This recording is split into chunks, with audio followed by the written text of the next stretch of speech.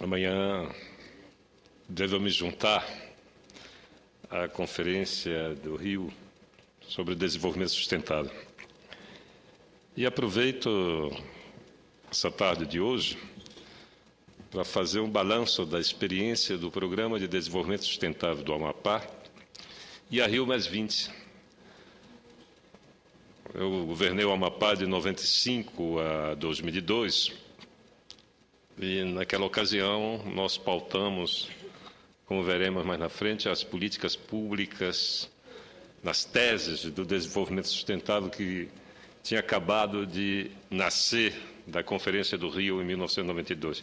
E eu queria dizer ao senador Wellington que eu também tenho preocupações em relação às comunidades originárias desse país, os povos originários que merecem um tratamento respeituoso e, principalmente, que lhe seja reconhecida nessa longa, desses séculos e séculos de sofrimento e, enfim, de massacres, e que agora nós temos que tratá-los como é devido. Eu acho que trata-se também, além do reconhecimento político, de uma necessidade humana de um relacionamento com a diversidade.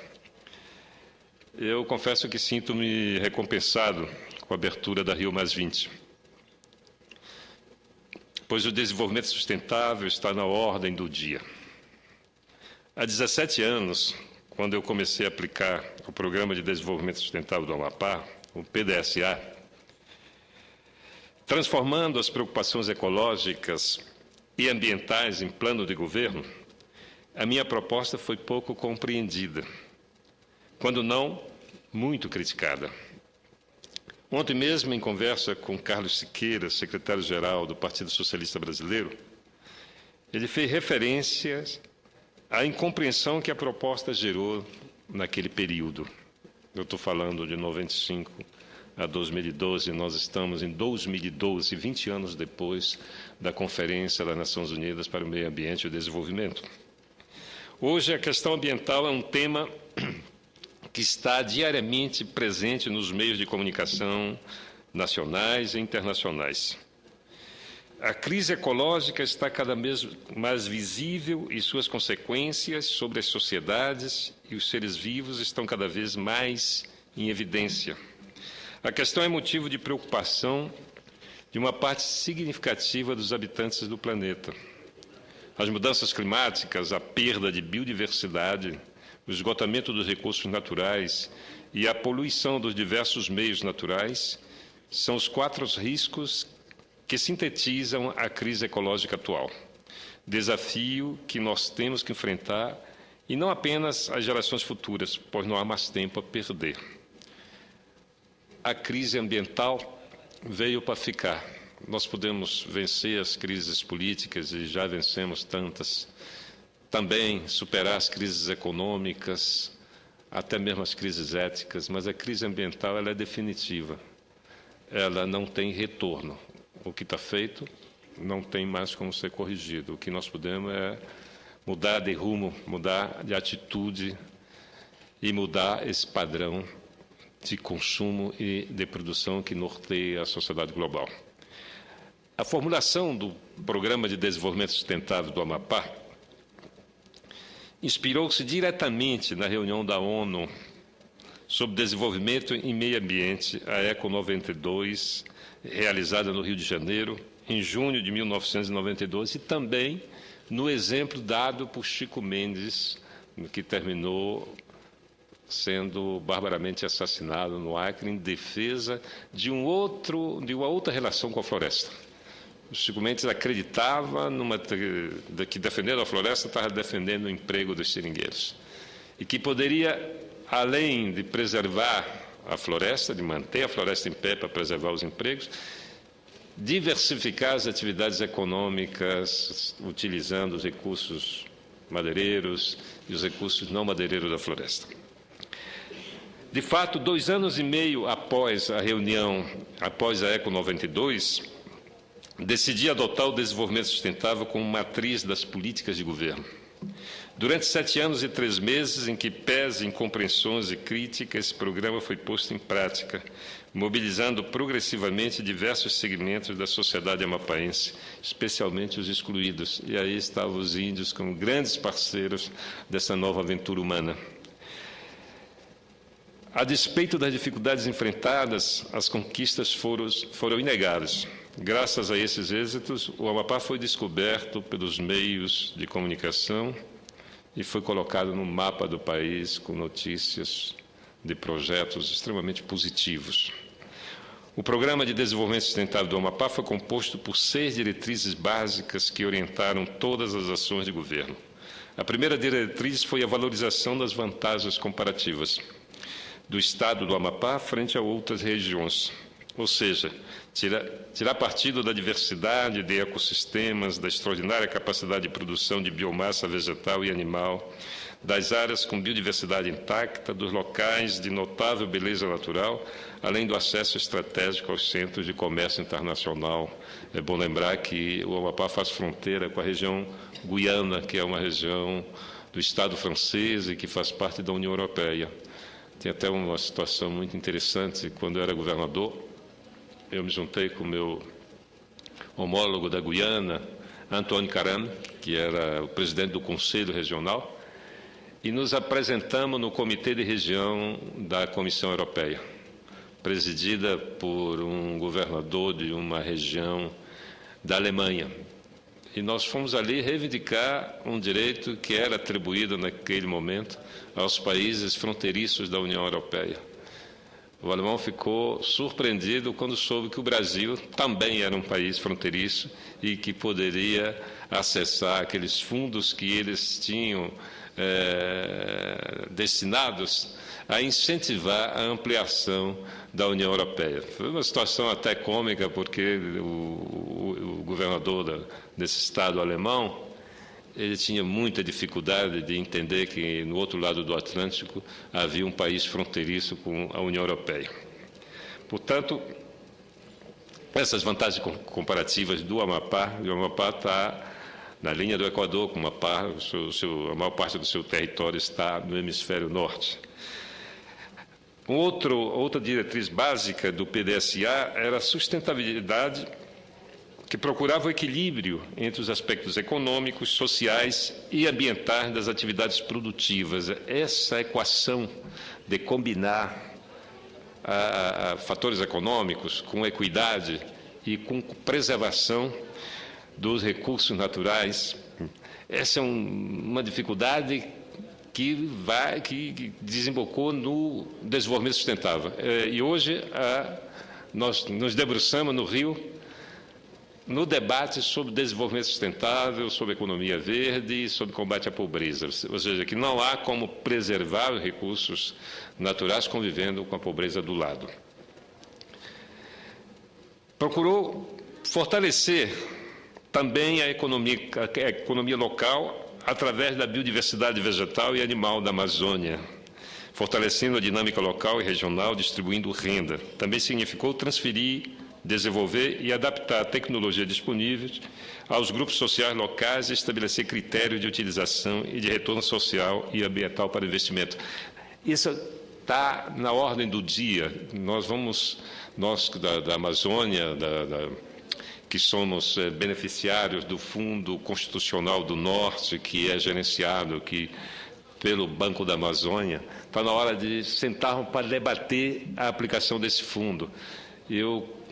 Nesse momento, e já em 2003, quando eu estive no Senado, eu propus uma lei para que nós dividíssemos, de uma maneira mais equilibrada e mais sustentável a aplicação desses recursos, destinando uma parte desses recursos para o adensamento da cadeia produtiva dos produtos da biodiversidade amazônica, uma outra parte para a produtividade das atividades tradicionais, para a produtividade da pecuária, para melhorar a utilização dos espaços já deflorestados, antropizados, investindo em novas tecnologias, e uma parte para pesquisa, 20% para pesquisa sobre os potenciais econômicos para desenvolver novos produtos da biodiversidade amazônica. Portanto, nós daríamos uma direção, teríamos um programa, porque os recursos do FNO hoje são significativos. E uma vez definindo uma linha de aplicação desse recurso, nós estaríamos definindo um projeto de sustentabilidade para a Amazônia. A equidade social, que era uma outra diretriz do PDSA, visou o atendimento das necessidades das gerações atuais e futuras, através da ampliação da cidadania e do cumprimento do dever do Estado de promover e manter a dignidade social. Este ponto visou evitar a concentração das riquezas, modelo de exploração econômica que sempre foi dominante na Amazônia. A característica da Amazônia, do desenvolvimento, é fundamentar o desenvolvimento da Amazônia nos grandes projetos. E esses grandes projetos atraem multidões que terminam se aglomerando sem a mínima condição, e nós temos ainda no Amapá e no Pará, na fronteira dos nossos dois estados, em função de um grande projeto desse, o Projeto Jari, que atraiu mais de 100 mil pessoas para aquela área sem a mínima condição de assentar essas pessoas, de alojá-las, de oferecer escola. Eu me lembro que, em 95, quando assumi o governo do Amapá, 50% das crianças daquele município estavam fora da escola. Para que pudéssemos trazê-las para a escola, foi necessário desapropriarmos 4 ou 5 boates, né, e transformar essas boates em escola, dividi-las, colocar o professor, colocar a cadeira, a mesa do professor, para poder colocar 100% das nossas crianças na escola. Mas, ainda assim, esses grandes projetos resultam num impacto ambiental e social enorme e sem uma divisão justa da riqueza. Uma outra diretriz importante foi a descentralização das atividades. O Brasil é um país muito centralizado até hoje. Você vê o governo federal, ele retém uma parcela significativa da energia produzida pela sociedade. O Brasil tem uma carga tributária elevada, situa-se entre a Alemanha e o Canadá, e a maior parte dessa carga tributária fica no plano federal, né?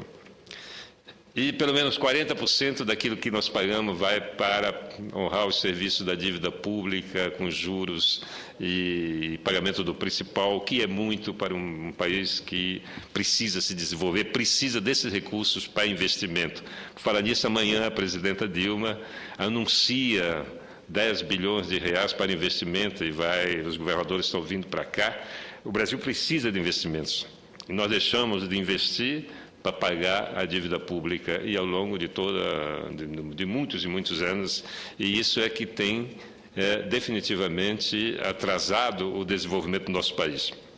Finalmente, a municipalização das atividades, através de parceria com as prefeituras, visando a geração de empregos e recursos financeiros para desenvolver os municípios e apoiá-los principalmente nas ações de educação, saúde, merenda escolar e obras públicas. Hoje nós estamos em uma situação bastante diferente. A reunião Rio+20, atualmente em curso, retoma os compromissos assumidos sobre a égide do conceito de desenvolvimento sustentável, com seus 3 pilares de sustentação: sustentabilidade social, sustentabilidade econômica e sustentabilidade ambiental.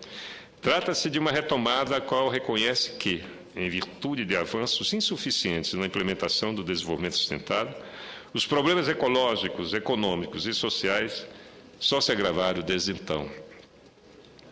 Na esfera econômica, a sucessão de crises econômicas financeiras coloca em xeque a capacidade de expansão econômica do modelo convencional de crescimento.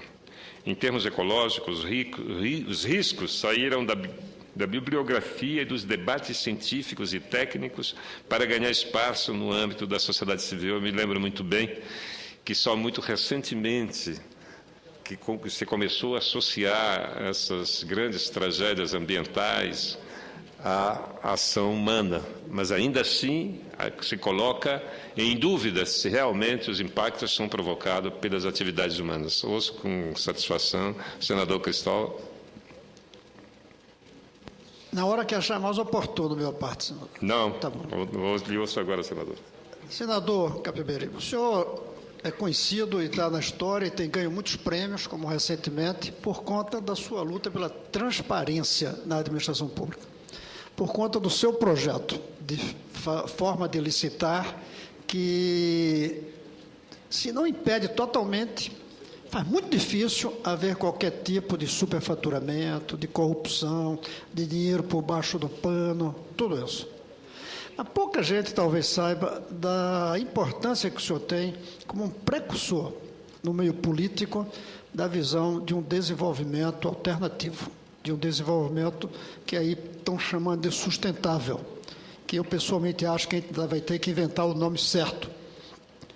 E o senhor não apenas tem sido dos primeiríssimos, 30 anos atrás, que começa a se convencer disso, na época em que muitos de nós da esquerda falava apenas em luta de classe, em distribuição da renda entre as pessoas de hoje. O senhor já falava na necessidade de pensar nas próximas gerações. E trouxe para o debate político a ideia da ecologia, do meio ambiente, da sustentabilidade. Mas, mais que isso, poucos sabem que talvez a única real experiência brasileira e das raríssimas experiências no mundo, daí os prêmios que o senhor recebe, raríssimas experiências puseram em prática, a partir de um governo de Estado, políticas de sustentabilidade. Eu tive o privilégio de acompanhar o seu trabalho como governador do Amapá, e faço questão de citar aqui uma figura formidável, que era sua admiradora, que é a senhora Danielle Mitterrand, que nós perdemos no começo desse ano, e que tinha maior admiração por ver no Amapá, não apenas porque tem uma fronteira com a França, que é o país dela, mas porque ela tem um compromisso com o local, ela tem um compromisso com o natural, ela tem um compromisso com as etnias. E ela via no seu governo, e eu acompanhei isso, uma experiência que, de fato, trazia os problemas da globalidade do planeta para a gestão local, que é o que falta hoje. Porque, primeiro, pouquíssimos têm a visão do problema planetário. Outros até que têm, mas por razões eleitorais não têm a ousadia que o senhor teve no seu governo, de tentar o novo, de tentar o diferente, de ser capaz de substituir as misturas fabricadas por uso de castanha e de outros produtos locais, por procurar soluções sintonizadas com a cultura do povo. Eu fico muito feliz de estar aqui na véspera da Rio+20, debatendo com o senhor, porque o senhor não é apenas daqueles que, em primeiríssimo lugar, despertar o próprio problema. Não, o senhor é mais que isso. É um daqueles que, na hora de exercer o poder, soube pôr em prática aquilo que sonha, aquilo que pensa, que é o modelo de desenvolvimento